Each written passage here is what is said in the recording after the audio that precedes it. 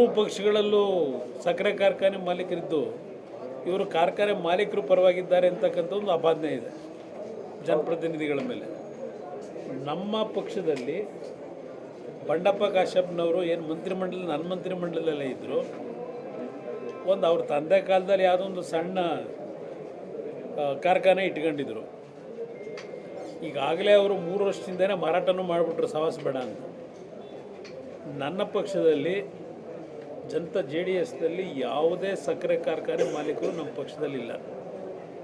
ಅದನ್ನು ನಾಡಿನ ಜನತೆಗೆ ಸ್ಪಷ್ಟವಾಗಿ ಹೇಳ್ತೇನೆ. ಬಂಡಪ್ಪನವರು ನನ್ನ ಸರ್ಕಾರದಲ್ಲಿ ಮಂತ್ರಿ ಇದ್ದಾಗಲೂ ಬಂಡಪ್ಪನವ್ರು ಹೇಳಿದ್ರು ಅಂತೇಳಿ ನಾನೇನು ರೈತರಿಗೆ ಬೇಡಿಕೆ ಈಡೇರಿಸಲಿದ್ದ ವಿಷಯದಲ್ಲಿ ಹಿಂದೆ ಸರಿಲಿಲ್ಲ. ಆಗಲೂ ಅವತ್ತು ರೈತರುಗಳಿಗೆ ಅವರ ಏನು ಬೇಡಿಕೆಗಳಿಟ್ಟಿದ್ರು ಅದನ್ನೆಲ್ಲ ಸಾಲ್ವ್ ಮಾಡ್ತಕ್ಕಂಥದ್ರಲ್ಲಿ ನಾನು ಸಮಯ ವ್ಯರ್ಥ ಮಾಡಿಲ್ಲ. ಒಂದು ಬಾರಿ ಹೇಳ್ತೀನಿ ನಿಮಗೆ, ಹೊಲದಲ್ಲಿ ಕಬ್ಬಿನ ಕೊರತೆ ಇತ್ತು, ಕಾರ್ಖಾನೆ ಮಾಲೀಕರಿಗೆ ಕಬ್ಬು ದೊರಕ್ತಾ ಇಲ್ಲ. ಅವ್ರು ಏನು ಮಾಡಿದ್ರು ಉತ್ತರ ಕರ್ನಾಟಕದಲ್ಲಿ ಆ ಕಾರ್ಖಾನೆ ಮಾಲೀಕರು ನಿಮಗೆ 200 ರೂಪಾಯಿ ಎಕ್ಸ್ಟ್ರಾ ಕೊಡ್ತೀವಿ ಅಂತ ಹೇಳಿ ಅವ್ರ ಕಾರ್ಖಾನೆಗಳಿಗೆ ಕಬ್ಬು ಓಡಿಸ್ಕೊಳ್ಳೋದಕ್ಕೆ ರೈತರ ಹತ್ರ ಪ್ರಾರಂಭ ಮಾಡ್ಕೊಂಡ್ರು. ಹಿಂದಿನ ಸರ್ಕಾರದಲ್ಲಿ ನಾನಿದ್ದಾಗಲ್ಲ, ಹಿಂದೆ ಇದ್ದಾಗ. ನಂತರ ಯಾವಾಗ ಕಬ್ಬು ಮಾರಾಟ ಕೊಟ್ಟರು ಇವರು ರೈತರು 200 ರೂಪಾಯಿ ಕೊಡ್ತೀವಿ ಅಂತ ಹೇಳಿದ್ರಲ್ಲ, ಅಗ್ರಿಮೆಂಟ್ ಮಾಡಿಕೊಟ್ಟಿರಲಿಲ್ಲ. ನಾನು ಕಾರ್ಖಾನೆ ಮಾಲೀಕರನ್ನು ಕರೆದು ಒಂದು ಸಭೆ ಮಾಡಿದ್ರೆ, ಇಲ್ಲ ನಾವು ಯಾರೋ ಕೆಲವು ಕಬ್ಬು ತೆಗೆದುಕೊಳ್ಳಿಕ್ಕೋಸ್ಕರವಾಗಿ ಮಾಡಿರ್ಬೋದು, ನಾವು ಅಗ್ರಿಮೆಂಟ್ ಏನೂ ಮಾಡಿಕೊಟ್ಟಿಲ್ಲ, ನಾವು ಕೊಡಲಿಕ್ಕಾಗೋದಿಲ್ಲ, ಸಕ್ಕರೆ ಬೆಲೆ ಕಡಿಮೆ ಆಗಿದೆ ಅಂತೇಳಿ ಶುರು ಮಾಡಿದೆ. ರೈತರನ್ನು ಕರೆಸಿದೆ, ಇಬ್ಬರನ್ನೂ ಕರೆಸಿ 2 ಬಾರಿ ಮೀಟಿಂಗ್ ಮಾಡಿದೆ.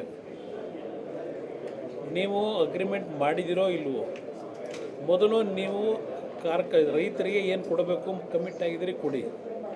ನಿಮ್ಮ ಸಮಸ್ಯೆ ಏನಿದೆ ಆಮೇಲೆ ಬಂದ ನಂತರ ಚರ್ಚೆ ಮಾಡಿ, ನಿಮ್ಮ ಸಮಸ್ಯೆಗೆ ಏನಾದ್ರು ಪರಿಹಾರ ಮಾಡೋಣ ಅಂತ ಹೇಳಿ. ಸರ್, CM ಅವ್ರ ಪತ್ರ ಏನಿದೆ PM ಅವ್ರಿಗೆ ಬರ್ದಿರೋದು ಮಧ್ಯಸ್ಥಿಕೆ ಪತ್ರ ತರ ಕಾಣ್ತಿದೆ, ಅಲಿಗೇಷನ್ ಪತ್ರ ತರ ಕಾಣ್ತಿದೆ. ಇದು ಪ್ರಧಾನಮಂತ್ರಿಗಳನ್ನು ಇಕ್ಕಟ್ಟಿಗೆ ಸಿಗಿಸ್ಲಿಕ್ಕೆ ಇವರ ಮಾಡ್ಕೊಂಡಿರೋ ತಪ್ಪುಗಳಿಗೆ ಅವ್ರ ಮೇಲೂ ಜನಗಳಲ್ಲಿ ಅನುಮಾನ ಬರಬೇಕು ಅಂತಕ್ಕಂಥ ದೃಷ್ಟಿಯಿಂದಲೇ ಬರೆದಿರ್ತಕ್ಕಂಥ ಪತ್ರ. ಅವ್ರಿಗೂ ಗೊತ್ತಿದೆ ಈ ವಿಷಯದಲ್ಲಿ ಪ್ರಧಾನಮಂತ್ರಿಗಳು ಇಂಟರ್ಫಿಯರ್ ಆಗೋಕ್ಕಾಗಲ್ಲ ಅಂತ ಹೇಳಿ. ಕೇಂದ್ರ ಸರ್ಕಾರದ್ದು ಈ ಒಂದು ಕಬ್ಬು ಬೆಳೆಗಾರರ ವಿಷಯದಲ್ಲಿ ಒಂದು FRP ದರವನ್ನು ನಿಗದಿ ಮಾಡ್ತಕ್ಕಂಥದ್ದು ಕೇಂದ್ರ ಸರ್ಕಾರ. ಈಗಾಗಲೇ ಕೇಂದ್ರ ಸರ್ಕಾರದಲ್ಲಿ FRP ದರ ನಿಗದಿ ಮಾಡಿದ್ದಾರೆ. ಕಾರ್ಖಾನೆ ಮಾಲೀಕರಿಗೆ ಇಷ್ಟು ದುಡ್ಡು ಕೊಡಬೇಕು ಅಂತಕ್ಕಂಥ ಒಂದು ನಿಗದಿ ಈಗಾಗಲೇ ಕೇಂದ್ರ ಸರ್ಕಾರದಿಂದ ಆಗಿದೆ. ರಾಜ್ಯ ಸರ್ಕಾರದಿಂದ ಏನಾದರೂ ನಾವು ಕೇಂದ್ರ ಸರ್ಕಾರ ಮಾಡಿರ್ತಕ್ಕಂಥ ಬೆಲೆ ಏನಿದೆ ಅದಕ್ಕೆ ಸ್ವಲ್ಪ ದುಡ್ಡು ಕೊಡ್ತಕ್ಕಂಥ ತೀರ್ಮಾನ ಮಾಡಿದ್ರೆ MSP ನಾವು ತೀರ್ಮಾನಕ್ಕೆ ಬರಬೇಕು ರಾಜ್ಯ ಸರ್ಕಾರ. ಇದು ಇರ್ತಕ್ಕಂಥದ್ದು. ಇಲ್ಲಿ ಎರಡೂ ರೈತರು ಮತ್ತು ಕಾರ್ಖಾನೆ ಮಾಲೀಕರನ್ನ ಈ 8 ದಿನ 9 ದಿನ ಸಮಯ ವ್ಯರ್ಥ ಮಾಡಿದ್ರಲ್ಲ, ಈ ಪ್ರಶ್ನೆ ಪ್ರಾರಂಭ ಆದ ದಿನದಲ್ಲೇ ಈ ಸಮಸ್ಯೆ ಅವತ್ತೇ ಕರೆದು ಮೀಟಿಂಗ್ ಮಾಡಿದರೆ ಇಷ್ಟು ದೊಡ್ಡ ಮಟ್ಟದಲ್ಲಿ ಈ ಪ್ರತಿಭಟನೆಯನ್ನು ಇವರು ಎದುರಿಸಬೇಕಾಗಿರಲಿಲ್ಲ. ಮಂತ್ರಿಗಳಿಗೂ ಅದು ಅವ್ರು ಹೇಳಬೇಕು, ಮುಖ್ಯಮಂತ್ರಿಗಳು ಹೇಳಬೇಕು. ನನ್ನ ಸರ್ಕಾರದಲ್ಲಿ ಹಣದ ಕೊರತೆ ಇದೆ, ನಾನು ಕೊಡಲಿಕ್ಕೆ ಸಾಧ್ಯ ಇಲ್ಲ ಅಂತ ಹೇಳಬೇಕು. ನಾನು ನಿಮಗೊಂದು ಉದಾಹರಣೆ ಕೊಡ್ತೀನಿ. 2006 ಮುಖ್ಯಮಂತ್ರಿ ಇದ್ದಾಗ ಒಬ್ಬ ರೈತ ಆತ್ಮಹತ್ಯೆ ಮಾಡ್ಕೊಂಡಿದ್ದ ಮನೆಯಲ್ಲಿ ಒಂದು ಗ್ರಾಮ ವಾಸ್ತವ್ಯ ಪ್ರೋಗ್ರಾಮ್ನಂತ. ಅಲ್ಲಿ ಬೀದರ್ ಜಿಲ್ಲೆಗೆ ಹೋದಾಗ ಅಲ್ಲಿ ಪರಿಸ್ಥಿತಿಗಳು ನೋಡಿದೆ. ಬೀದರ್ ಜಿಲ್ಲೆನಲ್ಲಿ ಕಬ್ಬನ್ನು ಮಾರಾಟ ಮಾಡೋಕ್ಕಾಗಿದೆ, ಹೊಲದಲ್ಲಿ ಒಣಗೋಗಿತ್ತು ಕಬ್ಬೆಲ್ಲ. ಆ ಪರಿಸ್ಥಿತಿ ನೋಡಿ ನಾನು ಘೋಷಣೆ ಮಾಡಿದೆ, ಪ್ರತಿ ಹೆಕ್ಟೇರ್ಗೆ 25,000 ರೂಪಾಯಿನ ರೈತನಿಗೆ ಸಹಾಯಧನನ ನಾವು ಸರ್ಕಾರದಿಂದಲೇ ಕೊಡ್ತೀವಿ, ಕಬ್ಬು ಯಾರು ಕಾರ್ಖಾನೆಯಲ್ಲಿ ಮಾರಾಟ ಮಾಡೋಕ್ಕಾಗಿಲ್ಲ ಅಂತಕ್ಕಂಥ ತೀರ್ಮಾನ ಮಾಡಿ ಅವತ್ತಿನ ಕಾಲದಲ್ಲಿ 248 ಕೋಟಿ ನೀರನ್ನು ಬಿಡುಗಡೆ ಮಾಡಿದೆ. ಆಗಲೂ ಸಹ ನನಗೆ ಹಿಂಸೆ, ಎಲ್ಲಿದೆ ದುಡ್ಡು ಕೊಡಲಿಕ್ಕೆ ಅಂತೇಳಿ. ನನ್ನ ಬಜೆಟ್ಟು, ನಮ್ಮ ಸರ್ಕಾರದ ಬಜೆಟ್ಟು ಯಡಿಯೂರಪ್ಪ ಮುಖ್ಯಮಂತ್ರಿಗಳಿದ್ದಾಗ 34,000 ಏನೋ ಇತ್ತು. ಈ ಕಬ್ಬನ್ ವಿಚಾರಕ್ಕೆ ಇಲ್ಲಿ ನಾನು ಅದಕ್ಕೆ ಹೇಳಿದ್ರೆ ಮುಖ್ಯಮಂತ್ರಿಗಳಿಗೆ ಹೇಳಲಿ ನೀವು ಅಂತಲೇ ಈಗ ನಿಮ್ಮ ಮುಖಾಂತರ ಕಳಿಸ್ತಾ ಇರೋದು ಈ ಮೆಸೇಜ್ನ. ಅವತ್ತು 248 ಕೋಟಿ ಕೊಟ್ಟು ರೈತನ ಉಳಿಸ್ದೆ, ನಿಮಗೇನಾಗಿದೆ ಇದನ್ನು ಅವ್ರು ಕೇಳ್ತೀನಿ ನಾನು. ಅಲ್ಲ, ನಿಮ್ಮ ಪ್ರಕಾರ ಏನಾಗಿದೆ ಅಂತ ಅಂದ್ರೆ ದುಡ್ಡಿಲ್ಲ ಅಂತ ಇಲ್ಲಿ ದುಡ್ಡು ಇದೆಯೋ ಇಲ್ಲೋ ಯಾವ್ಯಾವುದಕ್ಕೋ ಇವತ್ತು ಅದೆಂಥದ್ದು ಗ್ಯಾರಂಟಿ ಸ್ಕೀಮ್ನ ಉಸ್ತುವಾರಿ ನೋಡ್ಕೊಳ್ಳಿಕ್ಕೆ ಅಂತೇಳಿ ಕ್ಯಾಬಿನೆಟ್ ರ್ಯಾಂಕ್ ಕೊಟ್ಕೊಂಡು ಅವ್ರನ್ನ ಪ್ರತಿ ಜಿಲ್ಲೆನಲ್ಲಿ ತಾಲೂಕು ಕೇಂದ್ರದಲ್ಲಿ ಎಲ್ಲ ಮಾಡ್ಕೊಂಡು ಕೂತಿದ್ದೀರಿ.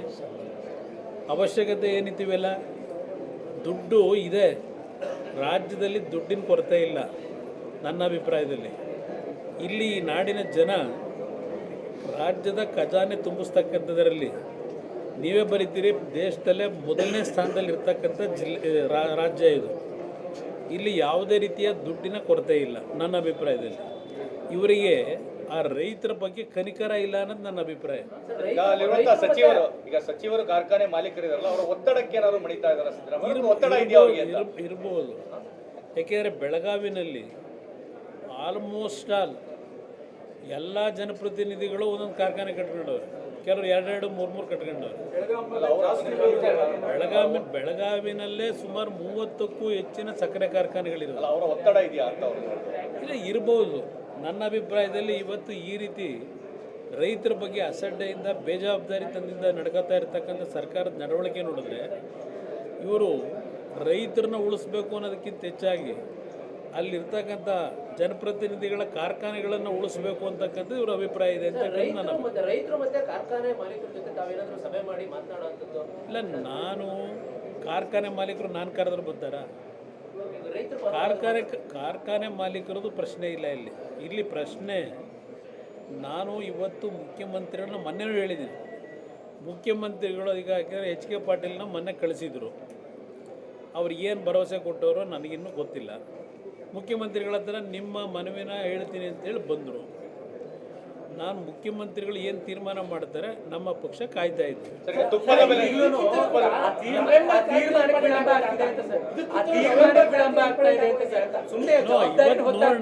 ಇವತ್ತು ನೋಡೋಣ ಏನು ಮಾಡ್ತಾರೆ ಅಂತ ಹೇಳಿ. ಇವತ್ತು ಸಭೆ ಕರೆದವರಲ್ಲ, ಅದರಲ್ಲಿ ಯಾವ ಸಂಶಯ ಇಲ್ಲ. ಇದು ಅದಕ್ಕೆ ಹೇಳಿದೆ, ಇಷ್ಟೆಲ್ಲ ಅನುಭವ ಇರ್ತಕ್ಕಂಥ ಒಬ್ಬ ಮುಖ್ಯಮಂತ್ರಿ ಉಡಾಫೆ ಬೇಜವಾಬ್ದಾರಿತನದಲ್ಲಿ ರೈತನಿಗೆ ಅಗೌರವ ಸಲ್ಲಿಸ್ತಕ್ಕಂಥ ರೀತಿಯಲ್ಲಿ ಈ ವ್ಯಕ್ತಿ ಆಡಳಿತ ನಡೆಸ್ತಾ ಇದ್ದಾರೆ. ಯಾವ ಪುರುಷಾರ್ಥಕ್ಕೆ ನಡೆಸ್ತಾ ಇದ್ದೀರಿ ಅಂತ ಕೇಳ್ತಾ ಇದ್ದೀನಿ ನಾನು. ಸರ್, ಈಗ ಹಿಂದೆನೆ 1966 ಕಬ್ಬು ನಿಯಂತ್ರಣ ಕಾಯ್ದೆ ಅಂತ ಇದೆ ಸರ್. ಅದ್ರ ಪ್ರಕಾರ 14 ದಿವಸದೊಳಗಡೆ ಕಬ್ಬು ಪೇಮೆಂಟ್ ಕೊಡಬೇಕು. ಏನಾದರೂ 14 ದಿವಸ ಆದ ನಂತರ ಇವರೇನಾದರೂ ಮುಂದೆ ಕೊಡದೇ ಇದ್ದರೆ ಬಡ್ಡಿನೂ ಸಹ ಕೊಡಬೇಕು, ಪ್ರತಿ ದಿನದ ಲೆಕ್ಕ ಹಾಕಿ ಅಂತಕ್ಕಂಥದ್ದು ಅಗ್ರಿಮೆಂಟ್ ಇದೆಲ್ಲ ಇದೆ, ಕಾಯ್ದೆ.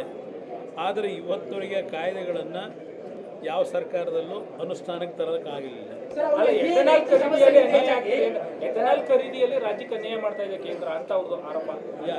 ಯಾವ ಥರ 270 ಕೋಟಿ ಟನ್ ಲೀಟರ್ ಇದಾದ್ರೆ ಬರೀ ಕೇವಲ ಈಗ ಇಲ್ಲಿ ಮಾತಾಡ್ತಾ ಇದ್ದೀರಲ್ಲ, ಅಲ್ಲಿ ನಮ್ಮ ಕೇಂದ್ರ ಸರ್ಕಾರದ ಮುಂದೆ ಬಂದು ಈ ಥರ ಇದೆ, ಡಿಫ್ರೆನ್ಷಿಯೇಟ್, ಆ ರಾಜ್ಯದಲ್ಲಿ ಒಂದು ರೀತಿ ಇದೆ, ನಮ್ಮಲ್ಲಿ ಒಂದು ರೀತಿ ಇದೆ, ನಮ್ಗೆ ತೊಂದರೆ ಕೊಟ್ಟಿದ್ದೀರಿ ಅಂತೇಳಿ ಈ ಕ್ಷಣದವರೆಗೆ ಯಾರಾದರೂ ಹೋಗಿ ಕೇಂದ್ರ ಸರ್ಕಾರದ ಮುಂದೆ ಚರ್ಚೆ ಮಾಡಿದ್ರೆ ಈಗ ಈ ಆಪಾದನೆ ಮಾಡೋರು ಕರ್ನಾಟಕಕ್ಕೊಂದು ಇನ್ನೊಂದು ರಾಜ್ಯಕ್ಕೆ ಇನ್ನೊಂದು ಮಾಡೋಕ್ಕಾಗತ್ತಾ? ಎಲ್ಲ ತೀರ್ಮಾನಗಳು ಎಲ್ಲ ರಾಜ್ಯಕ್ಕೂ ಒಂದೇ. ಇವರು ಸುಮ್ಮನೆ ಕಾರಣಗಳನ್ನು ಕೊಟ್ಕೊಂಡು ಕಾಲ ತಳ್ಕೊಂಡು ಕೂತಿದ್ದಾರೆ.